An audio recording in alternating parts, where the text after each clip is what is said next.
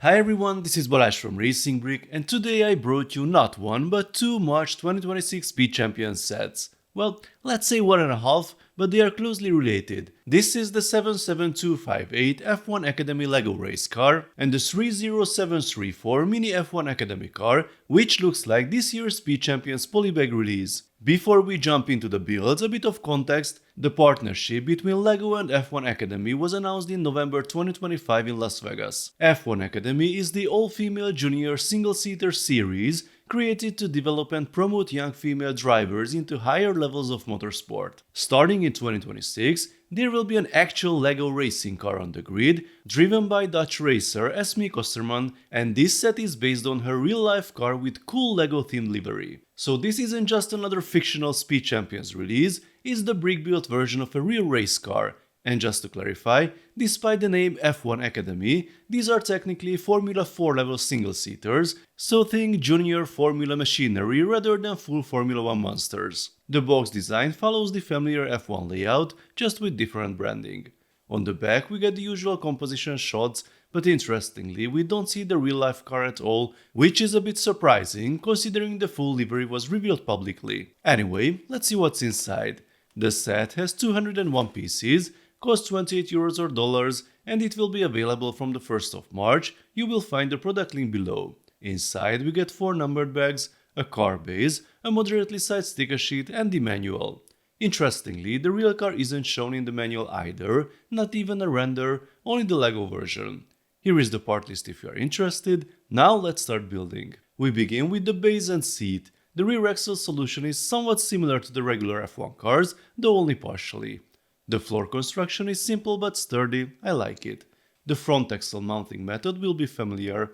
First stickers go on, and we install the steering wheel. The nose cone and front wing include printed elements, but also unusually large stickers that cover almost entire tiles. That's not LEGO's usual approach. I'm not saying it's bad, but it's surprising. And even more confusing, the smaller tiles still have the usual thick borders, so the mixed approach breaks the pattern consistency. The main nose cone decoration is also stickered. That's disappointing, because this was printed on all F1 cars this year and last year. But even worse, the sticker isn't properly centered.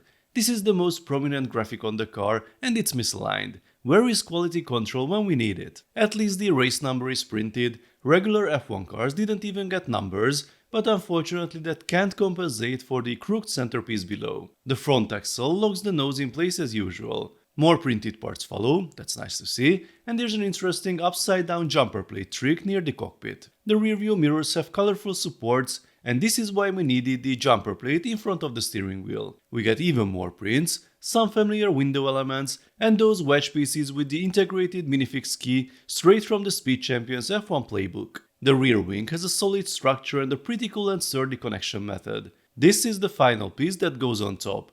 A small connection trick here, and this assembly becomes the nice and printed side pod. Then we add the bucket handles to the front axle, install the halo, mount the new Pirelli tires, smaller in front, larger in the rear, and we are done. Here's Esmee's minifigure, fully personalized, printed torso and legs, dual colored arms, a nicely printed helmet, and an extra hairpiece, very well done. And here's the finished car, I genuinely like it. The vibrant colors work, the shapes are clean, the lines flow nicely, it's visually strong. If we put it next to the Audi also coming in March, the F1 Academy car is a clear winner for me. Dimensions wise, LEGO did pay attention. It's slightly shorter than the 2026 F1 car, which is accurate. Technically, it should also be narrower with smaller wheels overall, but at this scale that's forgivable. The printing accuracy of the tires seem better than on the Audi as well, and the silver rim in the dual molded wheels look great. It is different from the fully black rims on the regular F1 cars. The front axle still uses the simplified solution just like these F1 cars here, and as I mentioned in the Audi review,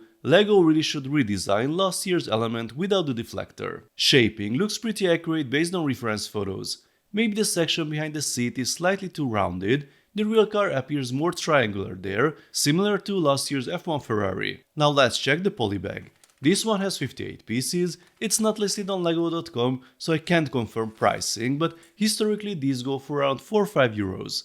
Inside we get the parts and surprisingly a small paper box. Even better, there are 2 small sticker sheets inside, that's rare for a polybag. The instructions fold out in the usual double-page format. The build starts with a compact base, then brackets and jumper plates stack up quickly. After the rear wing comes the first double-stickered piece, then the driver and the front wing. A few more parts, more stickers, and we are done. So here's the mini F1 Academy car. Apart from the oversized black 1x2 piece on top, which feels disproportionate, I actually like it. It's interesting that LEGO reused the same piece here as on the big set. Visually it feels too large at this scale.